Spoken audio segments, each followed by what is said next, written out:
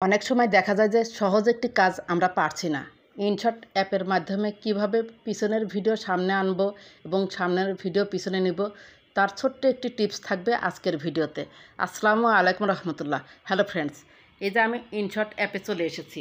এরপর দেখতে পাচ্ছেন ভিডিওতে ক্লিক করুন। এরপর দেখতে পাচ্ছেন নিউ প্লাস আইকনে আপনি ক্লিক করুন। এরপর এখান থেকে যে কোনো দুটি ভিডিও নিয়ে নেবেন। এই যে উপরে ভিডিও আছে, ভিডিওতে ক্লিক করুন। এটা সিলেক্ট করে নিতে হবে। এখান থেকে দুটি ভিডিও আপনি সিলেক্ট করে নিন। আমি আপনাদের দেখানোর জন্য দুটো ভিডিও, এই যে এটা একটা নিলাম আর এটা একটা নিলাম। এরপর নিচে দেখতে পাচ্ছেন টিক চিহ্নতে ক্লিক দিন।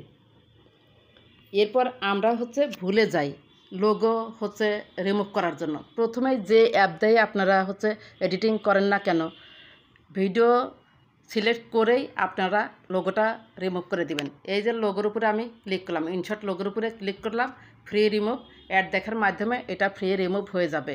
একটু ওয়েট করুন। এই যে দেখুন লোগো কিন্তু রিমুভ হয়ে গিয়েছে।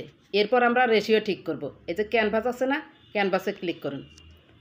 এরপর টিকটক রেশিও 9:16 আমরা ক্লিক করব। এরপর এই যে আমার দুইটা আমি ভিডিও নিয়েছি, একসাথে রেশিওটা ঠিক করব।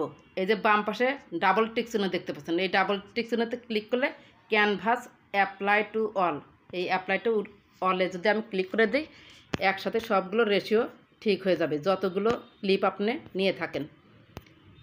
এরপর যেটা আমি দেখাতে চাচ্ছিলাম সেটা এই যে এই ভিডিওটা আমি সামনে নিয়ে আসব। আজকের টপিক এটা আমি সিলেক্ট করলাম। এই যে এভাবে চাপ দিয়ে ড্রাগ করতে হবে, তারপরে হাত দিয়ে সুন্দর করে এই একটু সোয়াইপ করে এই দিক চলে আসবেন।